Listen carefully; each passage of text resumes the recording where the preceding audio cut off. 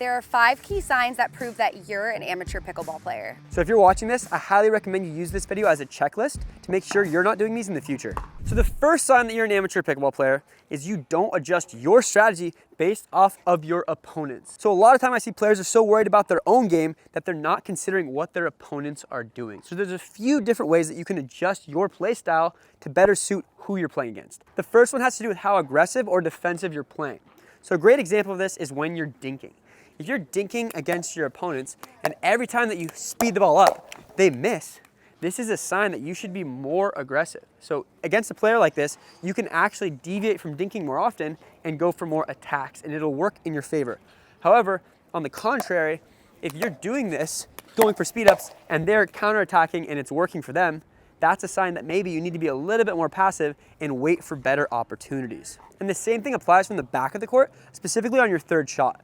If you're going for a bunch of drives and your opponents are missing them or giving you weak shots that you can attack on the next ball, by all means, you should go for more drives on third shots. But if they're hitting them super deep and keeping you back, that's a sign you should probably go for more drops and work the point and move forward more gradually.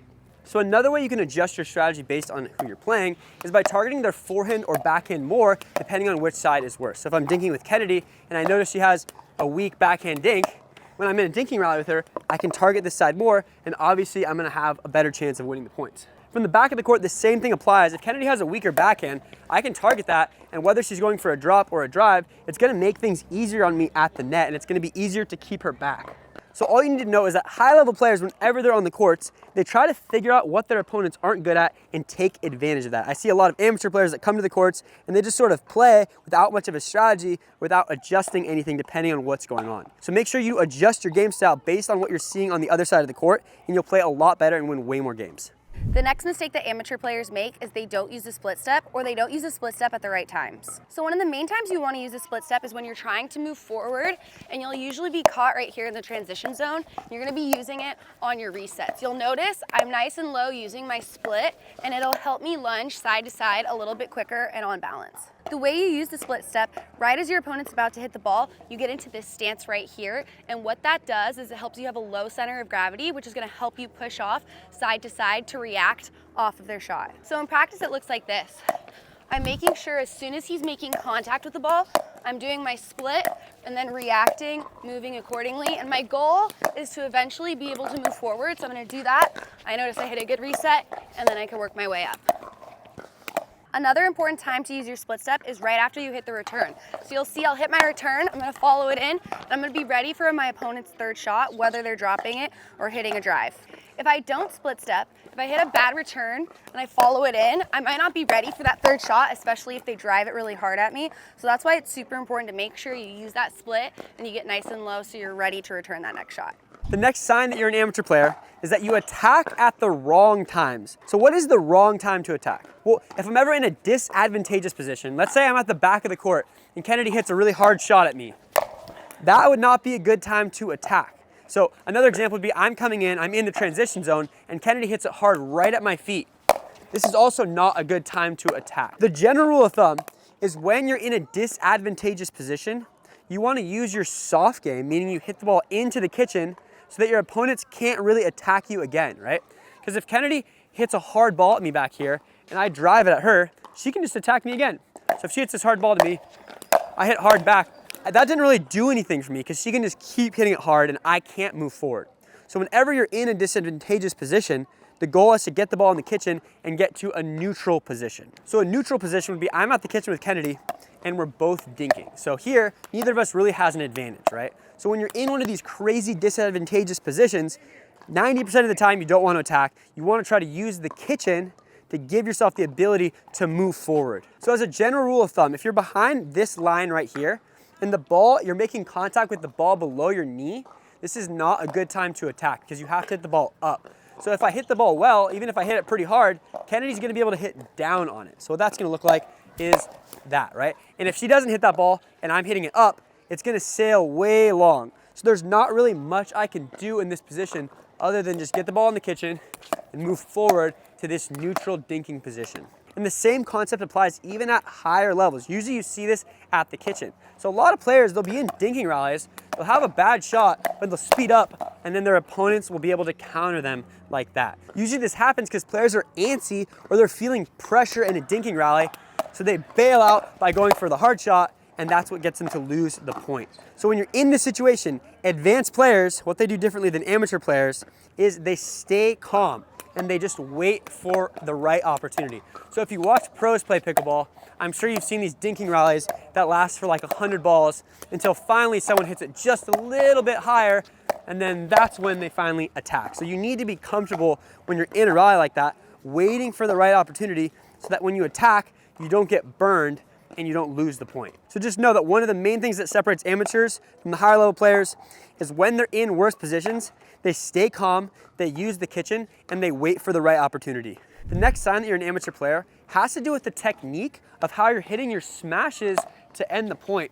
So the technique and how you do this really determines how hard you can hit it and how easy it will be to end the point. And let me tell you, I'm seeing like 90% of players doing this completely wrong.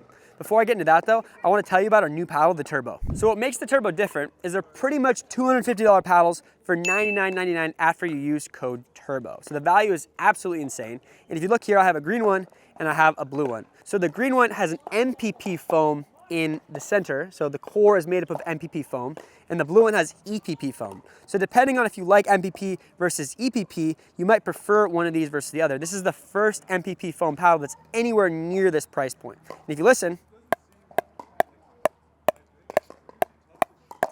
MPP has a really deep hollow sound. So if you like that feel, this is gonna be the first paddle at this price point that sounds like that and plays like that. So if you wanna get these, head to our site on March 1st and use code TURBO to get $20 off. These are gonna sell out fast, so be ready. So there are a few key things I see amateur players doing wrong on their overhead. The first is that they're not turning their shoulders and they're using the incorrect grip. If you want to get power on your overhead, you're not going to be able to get very much if you're just arming the ball like this. If you turn your shoulders and your body, you're going to be able to rotate all the way into the shot. And if you're using a Western grip, you're not going to be able to use your wrist as much as well. So you want to be holding at least an Eastern or a continental grip when you're hitting your overheads. Another thing you want to make sure you do on your smashes is when you need to run, you don't want to just back pedal back. You're going to lose balance, and again, you're not going to be able to use your full body. You want to make sure that you turn and you're crossing your leg over the other. That way you can get back quicker and stay on balance. If crossing over is too hard, a modification you could do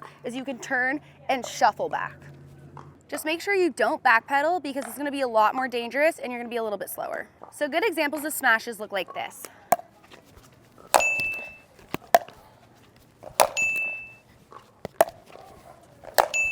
The next sign you're an amateur player is when you're up and your opponents are back, you're not being aggressive enough to keep them back. I can't tell you the amount of times I've seen an amateur player do this.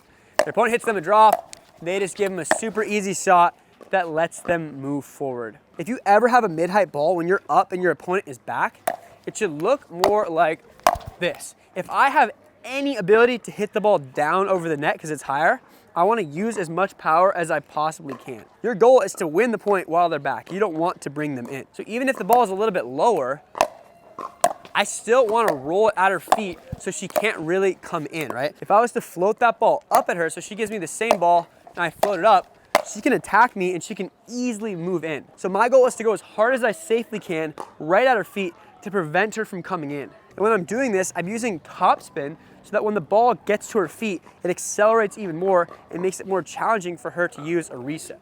So what that looks like is this. I'm rolling it right at her feet so that I get easier shots. She pops it up and then I can kill that next one. So the use of topspin on these shots is critical so that you're making it slightly more challenging for them to move forward. If I was to slice on these, they're just really easy shots that my opponent can use to attack. She could use a drop and come in. The slice doesn't really move as much towards your opponent as a topspin shot does. So even on a lower ball, I can't hit it very hard, but I can use topspin, which makes it a little bit trickier for her so that I get those pop-ups and I can end the point. So if you don't have that topspin technique down, it takes some practice, but if you watch high-level players, they all do this for a reason because it prevents your opponent from coming forward. And if your opponents are using drives at you, the same thing applies, except you want to use less spin. So if she's driving at me, I'm gonna hit a punch volley, which looks more like that. So same technique, but I don't want to flick as much, because if she's driving at me, I need to keep my wrist a little bit more firm, because these shots, a lot of time you'll miss-hit the ball. So if your opponent drives at you, you might miss the side of the paddle and then the ball will go in the net. So in that instance, you want to have a very firm grip so that even if that does happen, the ball still goes where you want it and you can keep her back. So you're not going to be using as much spin because the ball is going so fast. If you use a ton of spin, the odds you miss off center are a lot higher than on a slower ball. So on drives, we're still aiming for our opponent's feet, trying to keep them back, but we're using a slightly different technique with our hand. So whenever your opponents are at the back of the court, try your very hardest to use these techniques to keep them back, and that will prevent them from scoring. So this is usually when your opponents are serving and you're the returning team. This is gonna prevent your opponents from going on scoring streaks, and it's gonna make it a lot easier for you to win games. And if you guys wanna watch another video where Kennedy and I take you through our best tips, watch this.